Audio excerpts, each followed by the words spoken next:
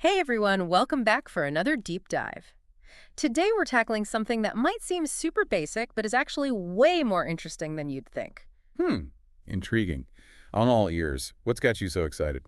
Well, we're looking at everyday English phrases. You know those little things we say all the time without even thinking about them? Oh, I see where you're going with this. We're talking about the building blocks of conversation, the stuff that can make or break your ability to connect with people. Exactly. And we've got this awesome beginner English learning podcast as our source material. Honestly, even I was surprised by some of the nuances they pointed out. Oh, spill the tea. What kind of hidden gems did they unearth? Okay, so they start with greetings, which makes sense. It's where every interaction begins. They talk about, hello, how are you? And how do you do? Ah, the classics. But I'm curious, is there really a difference between those two? Like, when would you use one over the other? I know, right? It seems like they could be interchangeable, but the podcast actually makes a good point about formality. Oh, I bet it has to do with the setting and who you're talking to. You got it. They say, how do you do? Is super formal, like something you'd use at a fancy business meeting or maybe when meeting royalty. Okay, so it's like wearing a tuxedo in the world of greetings. Got it. Uh-huh, exactly. Meanwhile, hello, how are you? Is your everyday all-purpose greeting. It's the trusty pair of jeans that you can wear pretty much anywhere. Love that analogy. Now, here's where things get interesting. The podcast mentions that how are you isn't always a literal question. Wait, what? You mean people aren't actually expecting a detailed rundown of your health and well-being? Nope. It's more of a social nicety, like a verbal handshake. So even if you're feeling totally under the weather, you wouldn't launch into a medical monologue. Exactly. A simple, I'm good, thank you, will do the trick in most situations. Makes sense. It's all about those unwritten rules of communication. Right.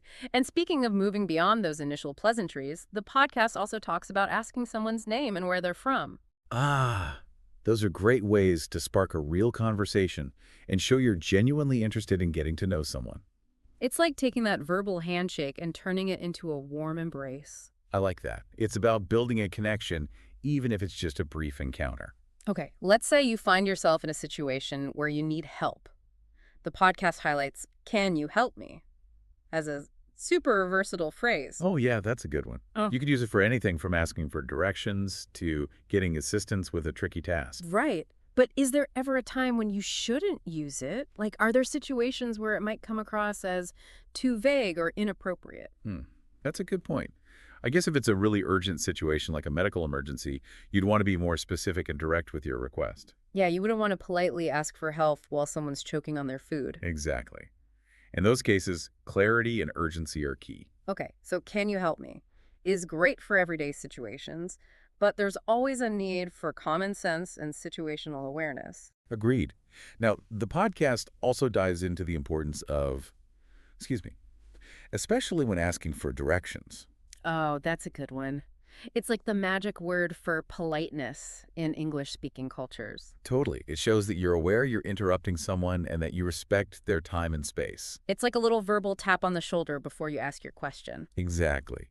And speaking of navigating those tricky moments, what about when you just can't understand what someone's saying? Oh, that can be so frustrating. The podcast suggests using I don't understand or could you say that again, please? Both are valid options, but I think, could you say that again, please, is generally seen as more polite. Yeah, it puts the focus on needing clarification rather than highlighting your lack of understanding. It's like saying, hey, I'm trying my best here, but I just need a little help. Exactly. And honestly, even native speakers use that phrase all the time. No one's expecting you to understand everything perfectly the first time around. Communication is a two-way street, and sometimes we all need a little rewind. Okay, let's shift gears and talk about shopping and dining. The podcast gives us some super practical phrases for these scenarios. Ooh, I love a good shopping spree. What kind of linguistic treasures did they uncover? Well, they start with a classic, how much is this? Straight to the point. I like it. But what if you're in a place where bargaining is expected? Ah, good question.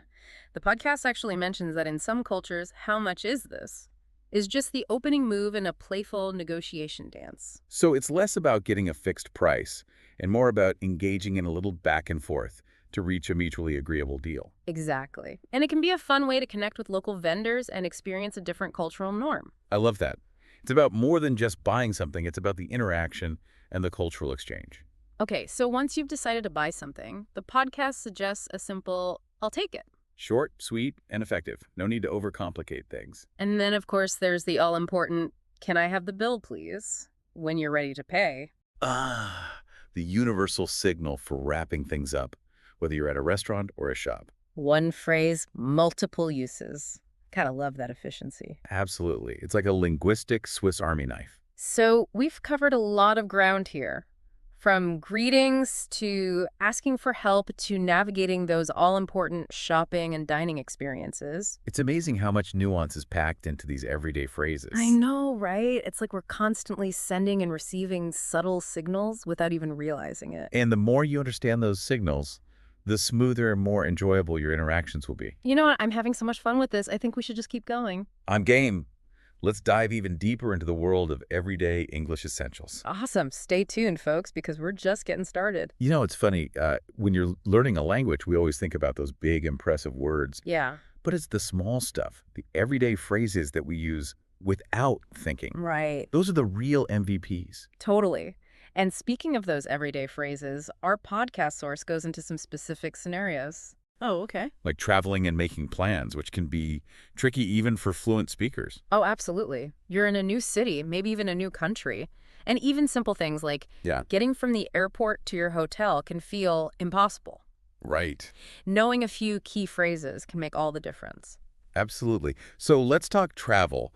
The podcast gives us phrases like, I'd like to book a flight to, which is pretty straightforward. Yeah. But what if there's a problem with your booking? Or you need to ask about luggage restrictions? Well, that's when knowing how to politely explain a problem comes in handy. You might say something like, excuse me, there seems to be a mistake with my booking. Or, Right. could you please tell me the luggage allowance for this flight?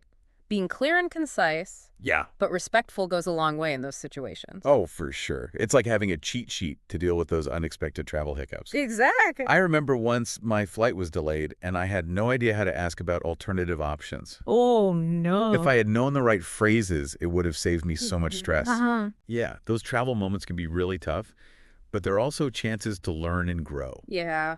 Honestly, sometimes just knowing the right phrases to ask for help can boost your confidence so much. Totally. Okay, travel tackled. Let's move on to making plans, meeting up with friends, scheduling appointments, all that fun stuff. All right. The podcast suggests, are you free on day? Or would you like to be activity? Mm-hmm. Simple enough, but how do you make it sound natural? You know, I think about it less like reciting a script and more like you're extending a real invitation. Okay. You're expressing that you actually want to connect with someone. So try adding a little enthusiasm. Hmm. Instead of just saying, would you like to see a movie? Yeah. You could say something like, I was thinking about seeing that new movie everyone's talking about. Would you be interested? Oh, that's so much better. It adds a personal touch. Yeah. It shows you've actually put some thought into it. The podcast also talks about how to politely decline an invitation, Oh, that's a good one. which is a skill in itself. Huh. Sometimes it feels easier to just say yes to everything. Oh, I know. Yeah. It's definitely a balancing act. You want to be honest, Mm-hmm. but you also don't want to hurt anyone's feelings. Phrases like, I'm so sorry I can't make it then, Yeah. or Yeah. I'm already booked that day, but thank you for thinking of me. Right. Those can soften the blow. And maybe suggest another time to get together. It shows you're still interested, even if you can't make that specific time work. Exactly. It's funny how we have all these little rituals around everyday interactions. We might not even realize we're doing it. It is like a secret language of politeness and social cues. Right. And the more you understand that code, Yeah, the more comfortable you'll be in all kinds of situations. exactly. And that's really what this is all about, right? Feeling confident and connected. Absolutely. Okay, now I know this podcast goes beyond just the basics. Yeah. What about expressing opinions or making small talk? That can be a minefield even in your native language. It can be, but think of it as an opportunity to practice your English and connect with people on a deeper level. The podcast has some good starting points. Like? You could ask, what do you think about topic? Or, have you seen movie show? Okay, those are great conversation starters, but what about sharing your own opinion? Is there a way to do that without sounding too strong or awkward? I think the key is to frame your opinions as just that, your perspective. Okay. Instead of saying, that movie was terrible, you could say, I wasn't a huge fan of that movie. I thought the plot was a bit predictable. Right. It softens the tone. Yeah.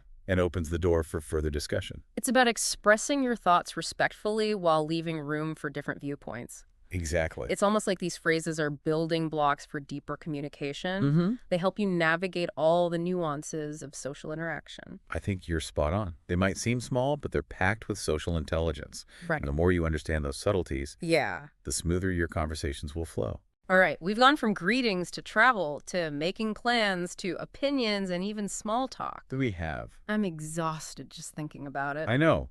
It's amazing how much is packed into these everyday English essentials. Right. It's like we're constantly using this huge collection of phrases and social cues without even thinking about it. It's like we're all playing this super complicated language game, Yeah. but we don't even know the rules. But the more you learn, the more fun it becomes. Absolutely. And who knows, you might even surprise yourself with how much you already know. That's the beauty of it. There's always something new to discover. Well, I'm ready to discover the last part of this deep dive. Okay. What else do we have in store as we wrap things up? Okay, so we're back, and I gotta say, this deep dive has really made me appreciate these everyday phrases. It's like we've been speaking the secret code all along. It is kind of like that. We Yeah. use them so naturally, we never really stop to think about them. Right, like what they really mean. Yeah, the messages they send. Yeah, or like the cultural values they reflect. Exactly. It's fascinating. And we've talked about so much, from saying hello to dealing with travel hiccups to even expressing opinions without Right. causing a scene. What has been the most surprising thing for you? You know what? It's been really interesting to see how much emphasis there is on being polite in English-speaking cultures. Yeah. It's not just about saying the right words, it's about using the right tone. Oh, yeah. Picking up on social cues. Right. Showing respect for the other person's time. Yeah. It's like this whole intricate dance of etiquette Right. woven into every conversation. Totally. And it's not always obvious. I remember when I first started traveling, I was so focused on getting the grammar perfect Yeah. that I totally missed some of those subtle cultural cues. Oh, no. It definitely led to some awkward moments. We've all been there. It's part of the fun. Yeah. But what's great about these everyday phrases Yeah. is that they're like a safety net. They give you the tools to handle those social situations with more confidence. Totally. Even if you mess up, knowing how to apologize or ask for clarification Right. can smooth things over. It's like having a linguistic toolkit. The more tools you have, the better you'll be able to deal with whatever comes up. Absolutely. But I think it's more than just feeling confident. I think these phrases also help us connect with people on a deeper level. Oh, for sure. Think about all those small talk moments. Right. Those casual chats with people at the coffee shop. Yeah. Or waiting in line. Yeah, those are important. They might seem small, but they're chances to practice your English, build connections, maybe even make a new friend. It's all about those small connections that make up our daily lives. Right? And sometimes all it takes is a simple good morning or how was your weekend to make someone's day and create a sense of community. I love that. It's so true. It is. I think that's a great place to wrap things up. Even though these phrases seem small, they're so powerful. They shape our interactions, build relationships, and I think they can even create a more positive and connected world. I completely agree. So to everyone listening, keep practicing, keep exploring, and never underestimate the power of these everyday English essentials. Yeah. And remember, even native speakers are always learning and growing, so enjoy the process. Have fun with it, and you never know what doors you might open with a simple hello. That's a beautiful thought. And on that note, thanks for joining us for another deep dive. We'll see you next time.